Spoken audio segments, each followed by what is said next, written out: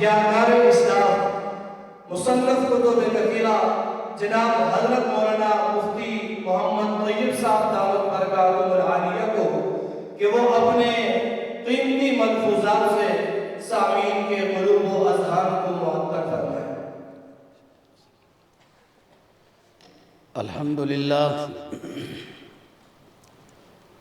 الحمدللہ وکفا والصلاة والسلام علی من لا نبی بعدہ وعلى آلہ واصحابہ الذین اوفوا عہدہ الذین هم خلاصة العرب العرباء وخیر الخلائق بعد الانبیاء اما بعد فاعوذ باللہ من الشیطان الرجیم بسم اللہ الرحمن الرحیم هو الذي بعث في الأميين رسولا منهم يتلو عليهم آياته ويزكيهم ويعلمهم الكتاب والحكمة وإن كانوا من قبل لفي ضلال مبين قال النبي صلى الله عليه وسلم خيركم من تعلم القرآن وعلمه صدق الله العظيم وصدق رسوله النبي الأمي الكريم ونحن على ذلك لمن الشاهدين والشاكرين والحمد لله رب العالمين۔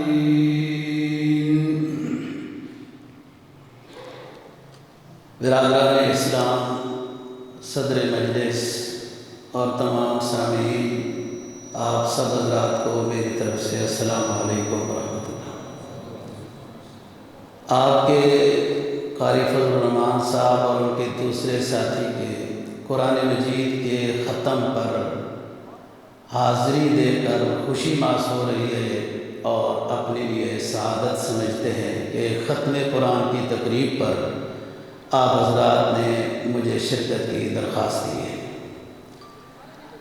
آپ کے انتظامیہ کا حسن ذوق اور بہترین انتظام دیکھ کر بھی بہت خوشی ہوئی ہے۔ اللہ تعالیٰ مزید ان علماء نوجوان ساتھیوں کو دین کے ساتھ جو محبت کا اظہار ہے اس میں مزید اضافہ فرمائے، اور ان کی یہاں جو ایک نئی جگہ میں دین کی اشاعت کی خدمات ہیں اللہ تعالیٰ قبول و منظور فرمائے اور اس میں ترقی نصیب فرمائے۔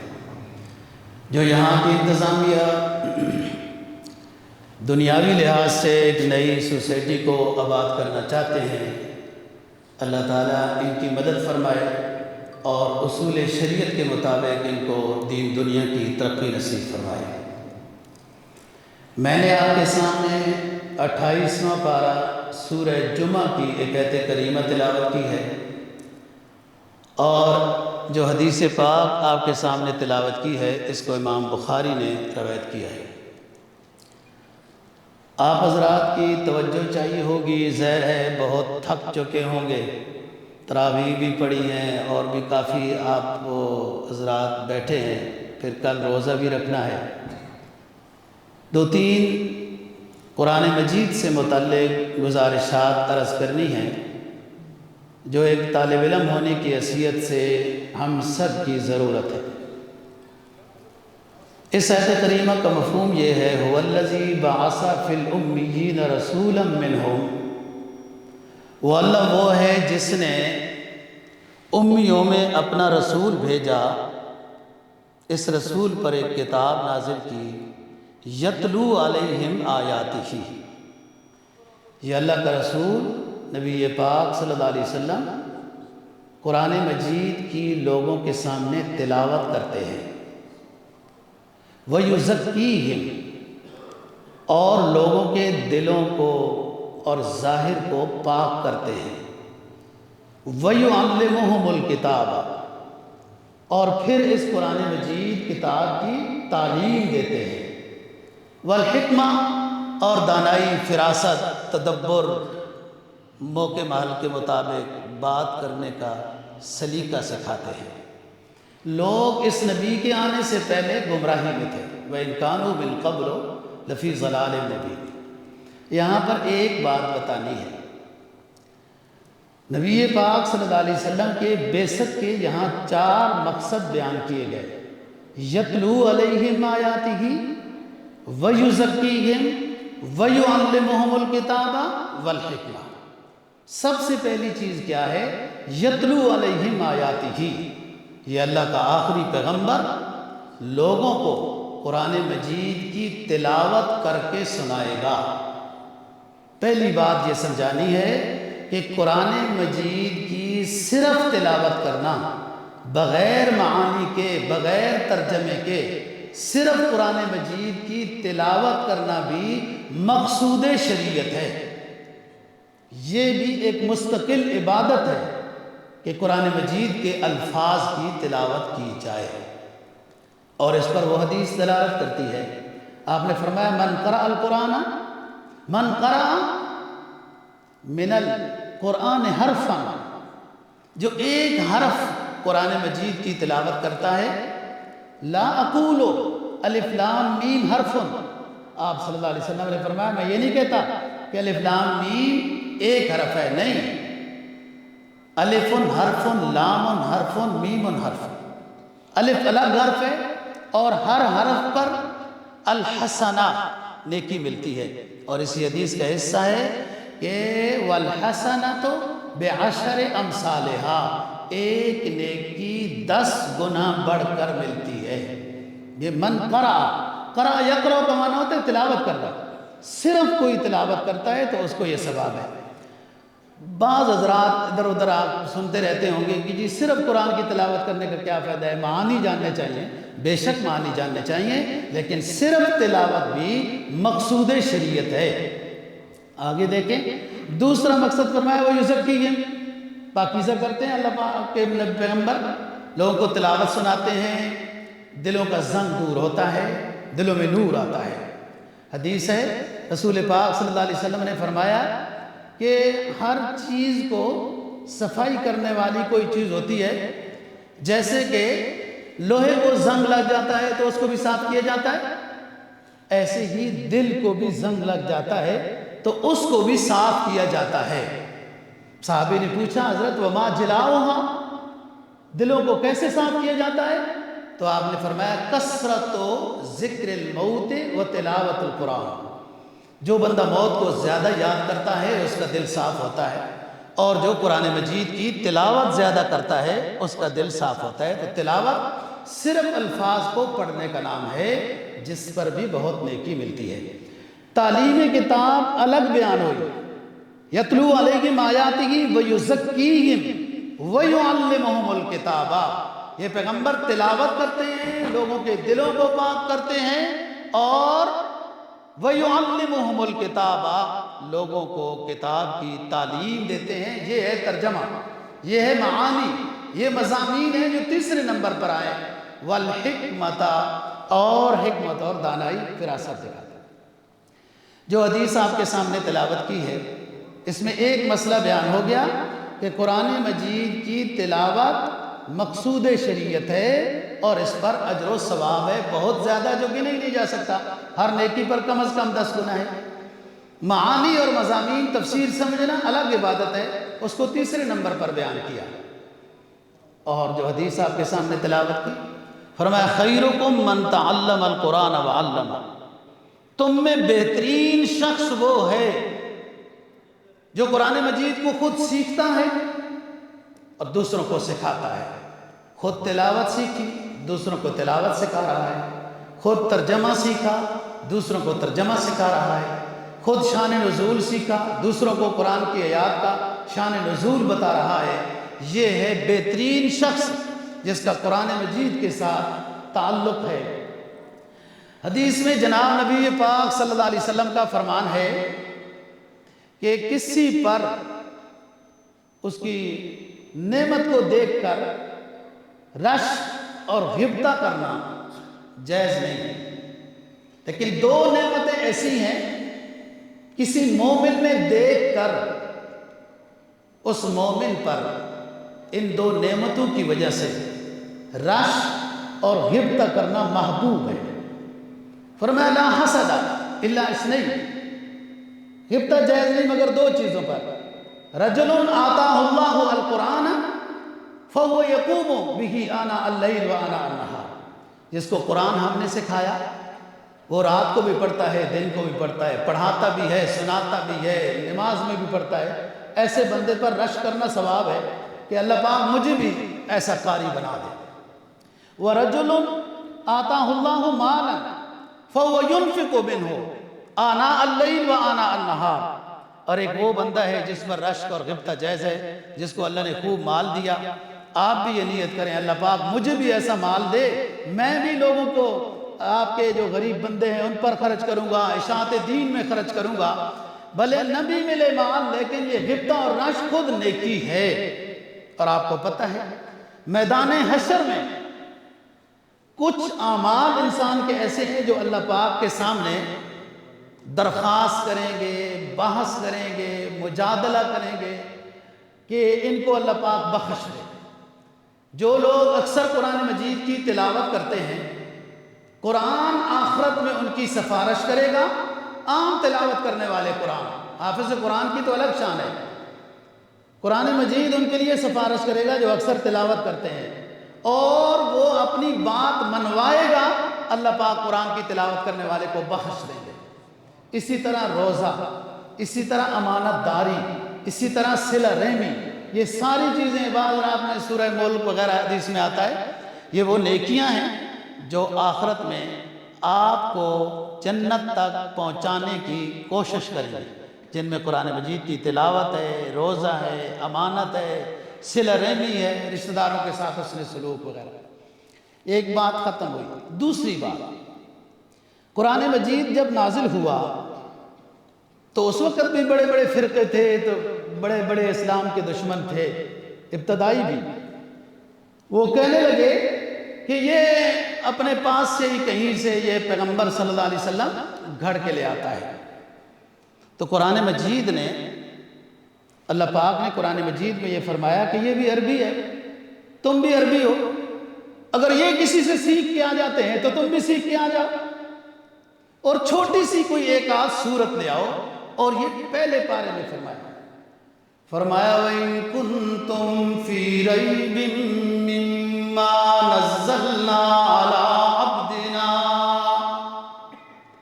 فَأْتُوا بِسُورَةٍ مِّن مِّثْلِهِ وَادْعُوا شُهَدَاءَكُم مِّن دُونِ اللَّهِ إِن كُنتُمْ صَادِقِينَ فَإِن لَّمْ تَفْعَلُوا وَلَن تَفْعَلُوا، اگر تم میرے آخری حبیب پر نازل کی جانے والی کتاب کے بارے میں شک کرتے ہو تو تم بھی عرب ہو، فصاحت و بلاغت کے امام سمجھے جاتے ہو، اس قرآن مجید کی ایک چھوٹی سی سورت جیسی سورت لے آؤ، خود بھی جمع ہو جاؤ، اپنے ساتھ اوروں کو بھی جمع کر لو بطور مدد کے، لیکن ہرگز نہیں لا سکو گے۔ اگر یہ گھڑی ہوئی کتاب ہے، کسی سے سیکھ کے یہ پیغمبر آ جاتا ہے، تم بھی آ جاؤ نا، سیکھ لو نا، پھر اس کے مقابلے میں آ جاؤ۔ سورہ کہف میں قرآن کیا دستک دیتا ہے، غافل دلوں کو چیلنج دیتا ہے اور پکارتا ہے کُلَّ إِنِ اجْتَمَعَتِ الْإِنسُ وَالْجِنُّ عَلَىٰ أَن يَأْتُوا بِمِثْلِ هَٰذَا الْقُرْآنِ لَا يَأْتُونَ بِمِثْلِهِ وَلَوْ كَانَ بَعْضُهُمْ لِبَعْضٍ ظَهِيرًا۔ اے میرے محبوب فرما دیجئے ساری کائنات کے جنوں انس جمع ہو جاؤ، اور بھی بہت سارے جمع کر لو، اپنی مدد کے لیے ان کو لے آؤ، اس قرآن جیسا قرآن لے کے آؤ، ہرگز نہیں لا سکو گے۔ باتیں تو کرتے رہے، یہ قرآن کسی سے سیکھ کے آ جاتا ہے لیکن چیلنج کا مقابلہ نہیں کر سکے، بس خاموش ہو گئے۔ حضرت مفتی شفیع صاحب رحمہ اللہ تعالیٰ نے ایک واقعہ اس ایت کے تحت لکھا ہے، آپ علماء ہیں، پڑھا ہوگا کہ مکی دور میں معرف القرآن میں مفتی صاحب لکھتے ہیں کہ مکی دور میں تہجد سب سے پہلے فرض ہوئی، تو جو مسلمان ہو جاتے تھے آپ ان کو تہجد سکھاتے تھے، جب نماز فرض ہوئی تو تہجد سنت ہو گئی تھی، تو رات کو آپ تھوڑی اونچی آواز کے ساتھ تلاوت کرتے تھے تو کچھ بندے باہر سن رہے تھے، وہ آپس میں جب ایک دوسرے کو خشخش کو اندھیرے میں سمجھ آئی تو پوچھا تو کون ہے؟ تو وہ کہتا ہے کہ عتبہ نے پوچھا تو کون ہے؟ یہ دونوں مشرک ہیں، وہ کہتا ہے ابو جہل۔ تو اس نے کہا سارا دن تو آپ لوگوں کو منع کرتے ہو کہ اس پیغمبر کے قریب نہ ہو اور ابھی آپ اس کی تلاوت سن رہے ہیں، تو بھی آ گیا میں بھی آ گیا، کیوں اس کی تلاوت سنتے آئے ہو؟ تو عتبہ نے کہا مزہ بڑا آتا ہے اس قرآن کو سن کر۔ پھر انہوں نے دونوں نے وعدہ کیا کل نہیں آئیں گے، جو ہمارے چیلے چمچے ہیں وہ ہمیں دیکھیں گے کہ ہمیں تو منع کرتے ہیں قرآن سننے سے اور خود آ کے رات کو تہجد میں نبی کا قرآن سنتے ہیں، تو دونوں نے مشورہ کیا کل نہیں آئیں گے۔ وہ جو دودھ میں پانی والے بات ہے نا، وہ اسی طرح کے مشورہ تھا، وہ جو صاحب نے کہا تھا نا نہیں ڈالیں گے، تو اس نے کہا وہ تو نہیں ڈالیں گے، چلو میں دوسرے دن پھر آ گئے، یہ عتبہ بھی ابو جہل بھی، پھر آپس میں ملاقات ہو گئی، تو ابو جہل کہتا ہے میں نے سمجھا معاہدہ ہو گیا تو نہیں آئے گا، عتبہ نے کہا معاہدہ ہو گیا تھا تو نہیں آئے گا اس لیے میں آ گیا۔ قرآن ایسی کتاب ہے جو ایک فطرت ہے، فطرتی چیز ہے، اللہ کا کلام ہے، یہ کافر کو بھی سن کر بڑا مزہ آتا ہے۔ ایک قاری عبد الباسط صاحب رحمہ اللہ تعالیٰ بڑے مشہور قاری گزرے ہیں، وہ صرف تلاوت کرتے تھے اور بہت سارے کافر ملکوں میں بھی اللہ نے ان کو قبول کیا، اور صرف تلاوت سن کے اس کو کوئی ترجمہ کوئی مفہوم تفسیر نہیں بیان ہوتی تھی، صرف قاری صاحب کی تلاوت سن کے لوگ مسلمان ہو جاتے تھے نا۔ جو لوگ کہتے ہیں نا یہ صرف طوطے کی طرح تلاوت کرنے کا کیا فائدہ، یہاں تو صرف تلاوت سن کے لوگ کتنے مسلمان ہو گئے۔ تو یہ دوسری بات ہوئی، اس کا مثل اس وقت سے لے کر آج تک، آج بھی دنیا بڑے جناب نعرے لگاتی ہے کہ بڑی ترقی کر گئی، کتاب جیسی کوئی کتاب نہیں، ایک سورت جیسی کوئی سورت نہیں لا جا سکتی۔ اب دوسری بات، ایمان والا قرآن کو سنتا ہے، سمجھتا ہے، تو اس کی کیا کیفیت ہوتی ہے؟ ایک کافر، عام کافر جو قرآن کے بارے میں اس کا کیا تاثر ہوتا ہے؟ اب ہم نے یہ سوچنا ہے کہ ہم مسلمان ہیں، ہمارا وہ تاثر ہونا چاہیے جو حضرات صحابہ قرآن کو سن کر ان کا تاثر ہوتا تھا، اور جو کافر اس وقت قرآن کے ساتھ یا نبی کی تلاوت کے ساتھ مذاق بناتے تھے یا شور مچاتے تھے تاکہ یہ پیغمبر کامیاب نہ ہو، ایسا رویہ ہمارا نہیں ہونا چاہیے۔ پہلے کافروں کا رویہ سنو، قرآن کہتا ہے 24ویں پارے میں، فرمایا وَقَالَ الَّذِينَ كَفَرُوا لَا تَسْمَعُوا لِهَٰذَا الْقُرْآنِ وَالْغَوْا فِيهِ لَعَلَّكُمْ تَغْلِبُونَ۔ کافروں کو کہنے لگے جب یہ قرآن پڑھے، اللہ کا آخری پیغمبر صلی اللہ علیہ وسلم جب قرآن پڑھے تو شور مچایا کرو، جب اس کا قرآن سنو تو شور مچایا کرو تاکہ تم کامیاب ہو جاؤ اور اس کی تلاوت دوسرے لوگوں تک نہ پہنچے۔ یہ کافروں کا نظریہ ہے۔ اب آؤ سورہ انفال 9ویں پارے میں، صحابہ اکرام رضی اللہ تعالیٰ عنہ جب قرآن سنتے تھے تو ان کے کیا جذبات ہوتے تھے؟ فرمایا وَإِذَا تُلِيَتْ عَلَيْهِمْ آيَاتُهُ زَادَتْهُمْ إِيمَانًا وَعَلَىٰ رَبِّهِمْ يَتَوَكَّلُونَ الَّذِينَ يُقِيمُونَ الصَّلَاةَ وَمِمَّا رَزَقْنَاهُمْ يُنْفِقُونَ۔ جب ان کے سامنے محبوب ربانی کی پیاری جماعت کے سامنے قرآن مجید کی تلاوت کی جاتی تھی، زادتہم ایمانا، تلاوت سن کر یہ حضرات صحابہ اپنے ایمانوں میں اضافہ محسوس کرتے تھے، خوش ہو جاتے تھے۔ یہ نمازیں پڑھنے والے تھے، انفاق فی سبیل اللہ کرنے والی جماعت تھی۔ یہ ہمارا جذبہ ہونا چاہیے۔ قرآن سننے کے بعد انسان کے ایمان میں اضافہ ہو، سکون ہو، نور ہو، تو پھر تو یہ مبارک جماعت کے ساتھ اپنے آپ کو جوڑ رہا ہے۔ اور قرآن جہاں پڑھا جا رہا ہو وہاں شور مچایا جائے، ان کو تکلیف دی جائے، تو خطرہ ہے یہ کس جماعت کے ساتھ اپنے آپ کو شریک کر رہا ہے۔ تو قرآن کا ادب بہت ضروری ہے، اور سب سے پیارا ادب، اس کو ادب سے سننا، اس کو سمجھنا، اس کے اندر جو احکام ہیں جو علماء بتائیں اس کے مطابق عمل ہو، جن سے روکا جائے ان سے روک دیا جائے، یہ قرآن مجید کا ادب ہے۔ اب دوستو دوسری بات، قرآن مجید جن لوگوں نے بھی جتنا یاد کیا، پڑھا، اتنا وہ نوازتا ہے۔ حدیث میں جناب نبی پاک صلی اللہ علیہ وسلم کا فرمان ہے، ان ھذا الکتاب لیس فی جوفہ شیء کالبیت الخراب، رواہ مسلم۔ وہ شخص جس کے پیٹ میں، سینے میں کتاب اللہ میں سے کوئی چیز بھی نہیں ہے، وہ شخص جس کے سینے میں اللہ کی کلام میں سے کوئی چیز بھی نہیں ہے، کالبیت الخراب، وہ ویران گھر کی طرح ہے۔ جس میں کتاب ہے، قرآن ہے، اس کو اور کیا چاہیے؟ اللہ کی کتاب اس کے سینے میں ہے، یہ سب سے بڑی دولت ہے، سمجھ تھوڑی دیر سے آتی ہے۔ اور جو قرآن مجید کے حافظ ہیں، جو سنا آپ لوگوں نے سنایا، اللہ پاک قبول فرمائے اور مزید اس کے ساتھ حقیقی رشتہ قائم کرنے کی توفیق نصیب فرمائے۔ میدان حشر ہوگا دوستو، سب سے پہلے میدان حشر میں جو نوازا جائے گا نا لوگوں کو، شہید کو، حافظ قرآن عالم کو، سخی کو، اور یہی خطرے میں بھی ہیں کہ اگر ریاکاری کے ساتھ سخی کا معاملہ تھا، حافظ قاری کا تھا یا شہید کا تھا، تو وہ ویران بھی ہو گیا، خراب ہو گیا۔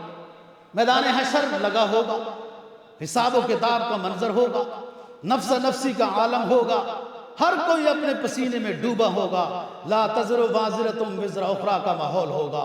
تو اللہ کی طرف سے ایک صدا لگے گی، فرمائے وقال لصاحب القرآن اقرا وارتقِ رتل کما کنت ترتل فی الدنیا فإن منزلك عند آخر آیۃ تقرؤها۔ میدان حشر میں حساب و کتاب ہونے والا ہوگا، نفس نفسی کا عالم ہوگا، بیگم شوہر سے، شوہر بیگم سے، دوست دوست سے، بھائی بھائی سے بھاگ رہا ہوگا کہ کوئی نیکی ہم سے نہ لے لے۔ قرآن دستک دیتا ہے اس دن کا خیال کرو، یوم یفر المرء من اخیہ و امہ و ابیہ و صاحبتہ و بنیہ، جس دن ہر کوئی ہر کسی سے بھاگ رہا ہوگا، پریشانی کا عالم ہوگا، اپنے پسینوں میں دنیا ڈوبی ہوئی ہوگی، ایک ندا لگے گی، یقال لصاحب القرآن، حافظ قرآن کو کہا جائے گا، اے حافظ قرآن اقرا وارتقِ رتل کما کنت ترتل فی الدنیا، اے حافظ قرآن، قرآن پڑھتے جاؤ، جنت کے درجات چڑھتے جاؤ، جہاں تم والناس کہو گے جنت میں وہاں تیرا مقام ہوگا۔ یہ آخرت کا احساس ہے۔ اور قرآن نے، حدیث نے تو یہاں بھی کہہ دیا، خیرکم من تعلم القرآن وعلمہ، بہترین وہ ہے جو وزیر بن جائے، قرآن نے تو نہیں کہا بہترین وہ ہے جو لاڈ بن جائے، وہ تو نہیں کہا، بہترین وہ ہے جس کو قرآن آتا ہے، خود سیکھتا ہے، لوگوں کو سکھاتا ہے، اور اس فضیلت کو آپ بھی حاصل کر سکتے ہیں۔ اب جن لوگوں نے بچوں کو حافظ قرآن بنایا، ان کو کیا بنے گا؟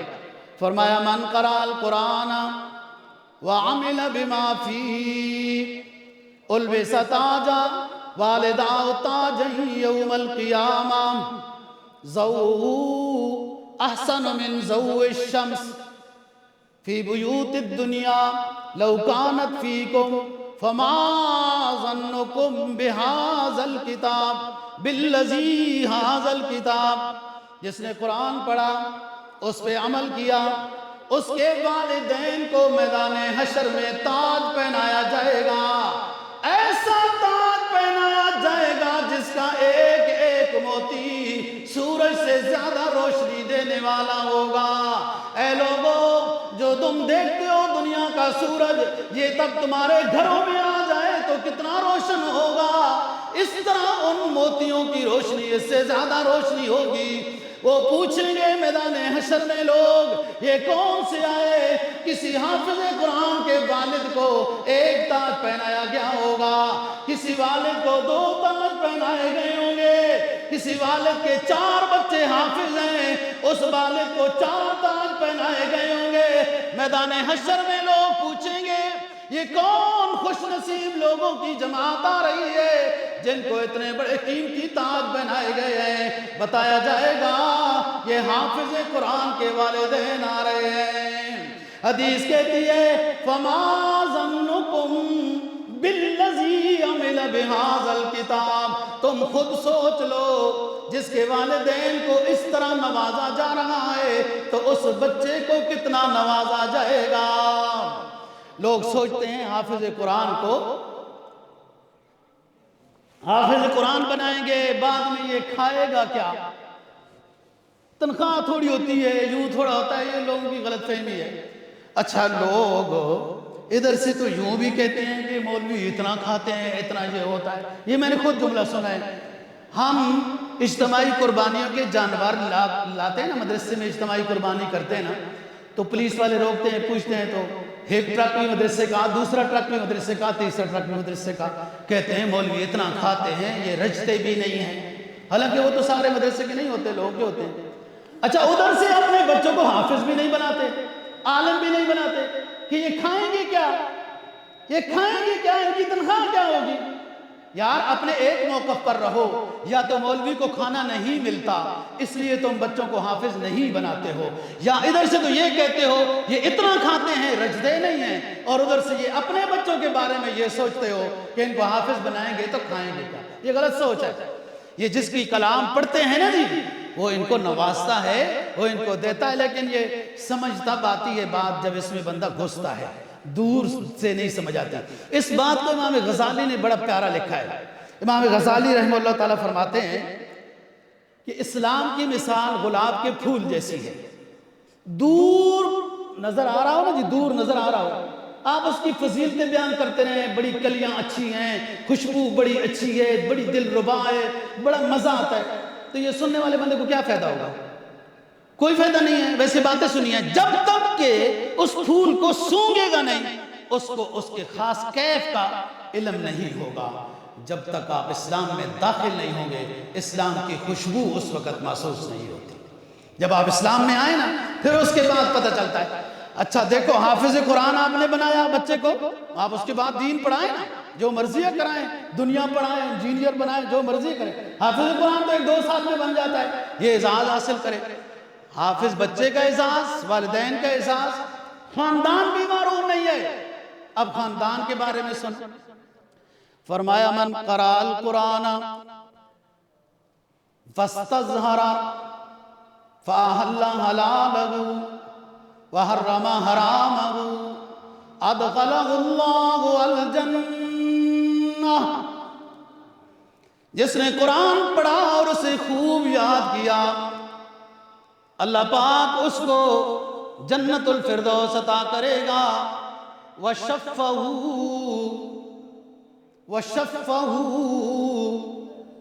بِعَشَرَةٍ مِّنْ آلِ بَيْتِهِ كُلُّهُمْ قَدْ وَجَبَتْ لَهُمُ النَّارِ۔ حافظ قرآن ہے، قرآن کے حلال کو حلال جانتا ہے، حرام کو حرام سمجھتا ہے۔ سب سے پہلے تو اللہ پاک حافظ قرآن کو جنت الفردوس عطا کرے گا، اور اس کے بعد حافظ قرآن اپنے خاندان میں سے 10 ان بندوں کی سفارش کرے گا جن پر جہنم واجب ہو چکی ہوگی۔ حافظ قرآن کی برکت سے اللہ پاک ان 10 جہنمیوں کو نکال کر جنت الفردوس عطا کر دیں گے۔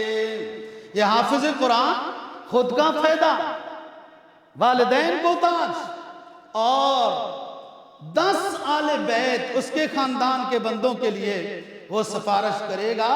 اللہ کا کلام ہے، اللہ کا کلام سینے میں رکھنے سے اللہ پاک محروم نہیں کرتا، دنیا میں بھی عزت سے نوازتا ہے، آخرت میں بھی عزت سے نوازتا ہے۔ اس سے مانگنا پڑتا ہے، اس سے مانگنا پڑتا ہے۔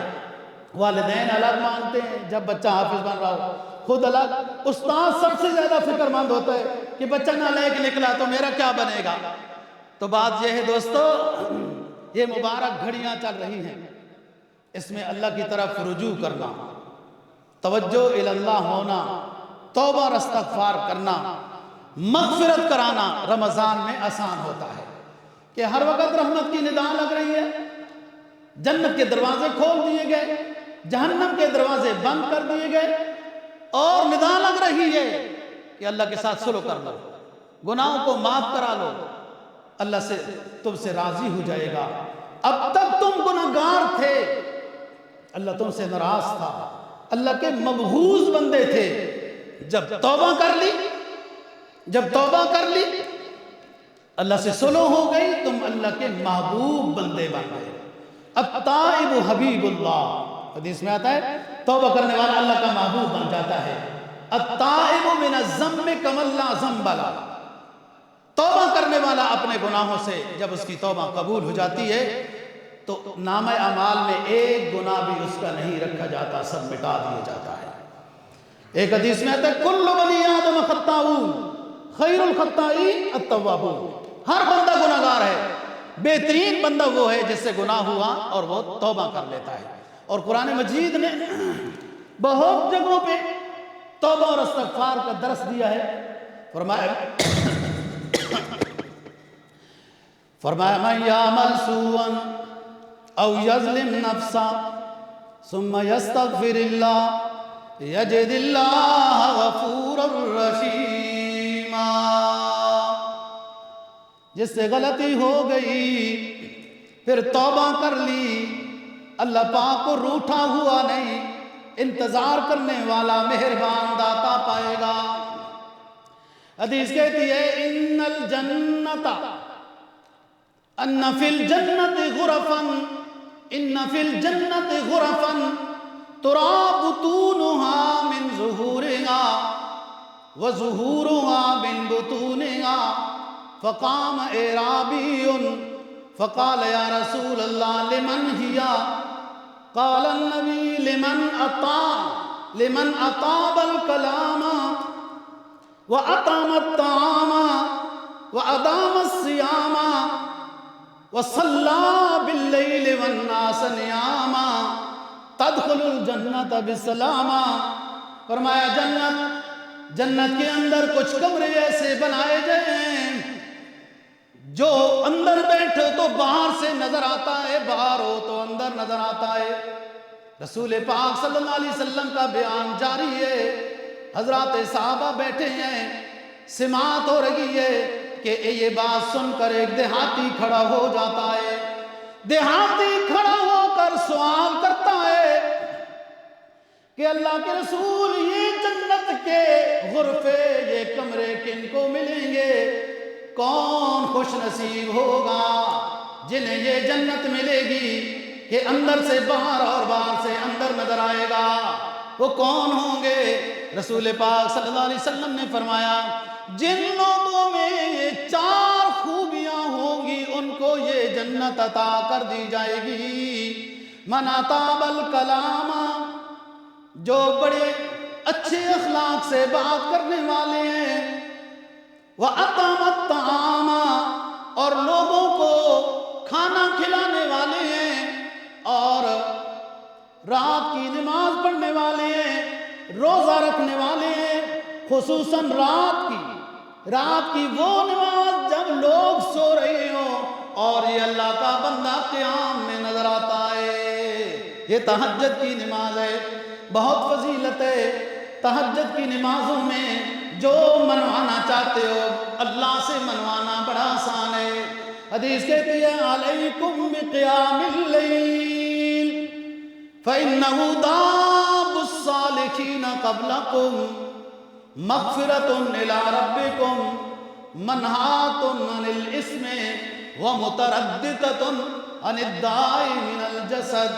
لوگوں رات کی قیام کو لازم پکڑو، تہجد کی نماز کو لازم پکڑو، یہ سارے اللہ والوں کی عادت رہی ہے، یہ سارے نیک لوگوں کی عادت رہی ہے۔ گناہ معاف ہو جاتے ہیں، اللہ کا مقرب بندہ بن جاتا ہے، آئندہ گناہوں سے بچ جاتا ہے، اور خصوصاً بیماریاں ساری جسم سے دور ہو جاتی ہیں۔ سارے اللہ والے رات کے قیاموں میں نظر آتے ہیں۔ علامہ اقبال کہتے ہیں عطار و رومی ہو، علامہ اقبال مرحوم کہتے ہیں عطار و رومی ہو، راضی ہو غزالی ہو، عطار ہو رومی ہو، راضی ہو غزالی ہو، کچھ ہاتھ نہیں آتا بے آہیں سحرگائی۔ بڑے اللہ والے گزرے ہیں، شیخ سعدی بھی، علامہ رومی بھی، علامہ راضی بھی، غزالی بھی، یہ سب اتنے اونچے لوگ، آج کل ہر کوئی ان کا نام لے کر رحمہ اللہ کہتا ہے۔ ان کو اللہ نے اپنا مقرب بنایا، کیسے بنایا کہ یہ رات کی تاریکیوں میں اللہ کے سامنے قیام اور مناجات میں نظر آتے تھے۔ عطار و رومی ہو، راضی ہو غزالی ہو، کچھ ہاتھ نہیں آتا بے آہے سحرگاہی۔ علامہ کہتا ہے نہ اٹھا پھر کوئی رومی عجم کے لال ہزاروں سے، وہی آب و گلی را وہی تبریز ہے ساقی۔ بڑا زمانہ ہو گیا، پہلی صدیوں کے اولیاء اللہ کو لوگ یاد کرتے ہیں، آج کے زمانے میں اولیاء نظر ہی نہیں آتے۔ نہ اٹھا پھر کوئی رومی عجم کے لال ہزاروں سے، وہی آب و گلی را وہی تبریز ہے ساقی۔ مٹی تو وہی، علاقہ وہی، اللہ رب العزت وہی، پھر کیوں نہیں بن سکتے ہو اللہ والے؟ اپنے اوپر تہجد کی نماز لازم کرو، اللہ سے مناجات میں مصروف ہو جاؤ، رزق حلال کی پابندی کرو، نماز با جماعت تکبیر اولیٰ کی پابندی کرو، تو تم بھی اللہ والے بن جاؤ گے۔ نہیں ہے نا امید اقبال اپنی کشت ویراں سے، نہیں ہے نا امید اقبال اپنی کشت ویراں سے، ذرا نم ہو تو یہ مٹی بڑی زرخیز ہے ساقی۔ میں نا امید نہیں ہوں، اور مومن بندے کی شان یہی ہے کہ لا تقنطوا من رحمت اللہ۔ جتنے گناہ بھی ہو جائیں، زمین و آسمان کا خلا گناہوں سے پر ہو جائے، پھر بھی اللہ کی رحمت سے نا امید نہیں ہونا چاہیے۔ ندامت کے دو آنسو اپنی آنکھوں سے بہا دے، اپنے ماضی کے گناہوں کی توبہ کر لے، تو اللہ کا تو محبوب بندہ بن جائے گا۔ سراپا معصیت میں ہوں، سراپا مغفرت وہ ہے، سراپا معصیت میں ہوں، سراپا مغفرت وہ ہے، خطا کوشی ہے روش میری، خطا پوشی ہے شان ان کی۔ گناہوں سے جو کی توبہ تو غفلت کا جہاں بدلا۔ ہر کوئی گناہگار ہے، آج ارادے کر کے اٹھو کہ فلاں فلاں جو میں گناہ کرتا ہوں وہ توبہ کرتا ہوں، آئندہ نہیں کروں گا۔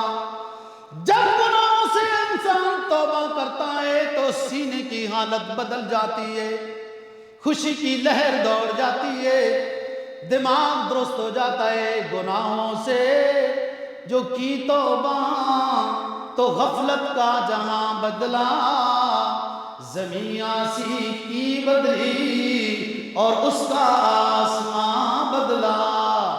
اللہ تعالیٰ میرا کہنا اور آپ کا سننا قبول و منظور فرمائے، اور اس نے ہم نے 3 باتیں آپ کو سمجھانے کی کوشش کی ہے۔ پہلی چیز کہ قرآن مجید کی تلاوت ہر کوئی کرے گا، اپنے بچوں کو حافظ بنانے کی کوشش کرو۔ آپ کی تلاوت اگر کمزور ہے تو محلے کے قاری صاحب سے 1 آدھ پارہ آپ صحیح کرو گے، ٹھیک ہو جائے گا۔ دوسری چیز، اس کتاب کا کوئی ثانی اور مثل نہیں ہے، اس کا ادب کرنا ہے، کافروں والے جماعت کی طرف نہیں جانا، ادب والے صحابہ کرام والی روش کو اختیار کرنا ہے۔ اور تیسری چیز، جو قرآن مجید بچے کو آپ حافظ بناتے ہیں تو دنیا کی بھی دوستو نیک نامی اور اچھی شہرت کا سبب بنتا ہے، اور آخرت تو بہت بڑی ہے جو نہ ختم ہونے والی ہے، اس کے لیے بھی کوئی کوٹھی، کوئی باغیچہ، کوئی چشمے کا انتظام کرنا ہے۔ یہاں تو چھوٹی سی زندگی ہے، اس میں چھوٹے سے گھر لوگ تلاش کرنے کی کوشش کرتے ہیں، اچھی بات ہے، رزق حلال سے تلاش کرنا، اپنا گھر ہونا محبوب بات ہے، لیکن اس گھر کی بھی فکر کرنی ہے جو بہت لمبی زندگی نہ ختم ہونے والا گھر ہے، اور اس کے لیے آسان یہی ہے ذکر و اذکار ہو، تسبیحات ہو، استغفار ہو، قرآن کی تلاوت ہو، نماز کی پابندی ہو، اور خصوصاً رزق حلال کے ساتھ اپنے آپ کو جوڑنا ہے۔ وآخر دعوانا ان الحمدللہ رب العالمین۔ الحمدللہ رب العالمین والعاقبۃ للمتقین، والصلاة والسلام علی رسول محمد وآلہ وصحبہ اجمعین۔ یا اللہ، یا رحمان، یا رحیم، یا خالق، یا مالک، یا رازق، یا غفور، یا کریم، ہم سب حاضرین کی حاضری کو قبول و منظور فرما۔ یا رب العالمین، حافظ صاحبان نے قرآن مجید کو سنایا، لوگوں نے سنا، اپنے فضل و کرم سے ان کے سننے سنانے کو قبول و منظور فرما۔ یا رب العالمین، قرآن مجید ایک بہت بڑی کتاب، ایک بڑا سمندر ہے، اس میں ضرور بضرور کوئی کوتاہی، کوئی غلطی، کوئی گناہ مد، کوئی نسیان بھول ہوتی ہے، یا اللہ اپنے فضل و کرم سے اس کو معاف فرما۔ یا رب العالمین، ہم سب کو قرآن مجید کے ساتھ حقیقی رشتہ قائم فرمانے کی توفیق نصیب فرما۔ ہم خود کو بھی اور اپنے بچوں کو بھی قرآن مجید تلاوت کے ساتھ پڑھنا، مزید اس کے معانی مضامین سمجھنا اور اس کے احکام پر عمل کرنا، نواہی سے بچنے کی توفیق نصیب فرما۔ یا رب العالمین، سب بیماروں کو شفا کاملہ عاجلہ مستمرہ نصیب فرما۔ یا رب العالمین، جو قرضوں میں پھنسے ہیں ان کی غیبی مدد فرما، جو بے روزگار ہیں ان کو رزق حلال کے روزگار نصیب فرما، جو بے اولاد ہیں ان کو نیک صالح اولاد نصیب فرما۔ یا رب العالمین، قرآن مجید کی تلاوت سننے اور سنانے کے ساتھ ہمارے دلوں کی جو توفیق اور جذبات ہیں ان میں اضافہ فرما، اور خوب سے خوب ہم قرآن مجید کے ساتھ اپنا حقیقی تعلق قائم کر سکیں۔ یا رب العالمین، 21 رمضان کے روزے ہو چکے، اس میں تلاوتیں بھی ہوئیں، ذکر و اذکار، زکوٰۃ، صدقات بھی دیے، اپنے فضل و کرم سے ہماری نیکیوں کو قبول و منظور فرما۔ قرآن مجید کا جو ختم ہے، اس کی جو برکات ہیں ہم سب کو نصیب فرما۔ جہاں کہیں بھی قرآن مجید پڑھا جا رہا ہے، سنا جا رہا ہے، سب کے اللہ پاک قبول و منظور فرما۔ یا اللہ، مزید 9 دن 8 دن جتنے دن روزے رہ گئے ہیں، یا اللہ میں صحت و عافیت کے ساتھ روزے رکھنے کی توفیق نصیب فرما، تلاوت کرنے کی، قرآن سننے کی، سنانے کی، تسبیحات کی، توبہ کرنے کی، صلاۃ و تسبیح پڑھنے کی، تہجد پڑھنے کی، یا اللہ توفیق نصیب فرما۔ یا رب العالمین، ہمیں ان خوش نصیبوں میں شمار فرما جن کی اس رمضان میں مغفرت کر دی جائے گی۔ یا اللہ، ہم سب آپ سے اپنی اپنے والدین، اساتذہ، تمام مسلمانوں کی مغفرت کا سوال کرتے ہیں۔ اللہ سب کی مغفرت فرما، سب کو جہنم سے بچا۔ یا اللہ، اپنی رحمت اور فضل ہم سب کو نصیب فرما۔ یا رب العالمین، ہمارے ملک میں ہر طرف سے دہشت گردی ہے، یا اللہ ہمارے ملک کو امن و سلامتی نصیب فرما، دہشت گردی، فتن، بے امنی سے محفوظ فرما۔ جو لوگ ہمارے ملک کو یا اللہ صحیح نہیں دیکھ سکتے، یا اللہ ان کے ہدایت مقدر میں نہیں ہے تو ان کو تباہ و برباد فرما، اگر ان کے ہدایت مقدر میں ہے تو ان کو توبہ کی توفیق نصیب فرما۔ یا رب العالمین، ہم اس مسجد میں آئے، اس مسجد کو بنانے والے، انتظام کرنے والوں کو اجر عظیم نصیب فرما، اور یہاں جو یہ سوسائٹی بنانا چاہتے ہیں اس میں اللہ خیر و برکت نصیب فرما، اور جو رکاوٹیں ہیں ان رکاوٹوں کو دور فرما، حاسدین کی حسد سے بچا، شرارتیوں کی شر سے بچا۔ یا اللہ ہم سب کو دین کی سمجھ اور اس پر عمل کی توفیق نصیب فرما۔ اللہم لا تدع لنا ذنبا الا غفرتا، ولا ہما الا فرجتا، ولا دینا الا قضیتا، ولا مریضا الا شفیتا، ولا حاجة من حوائج الدنیا والآخرہ الا قضیتها یا ارحم الراحمین۔ ربنا تقبل منا انك انت السمیع العلیم وتب علینا انك انت التواب الرحیم، وصلی اللہ تعالی علی خیر خلقی محمد وآلہ واصحابہ اجمعین برحمتک یا ارحم الراحمین۔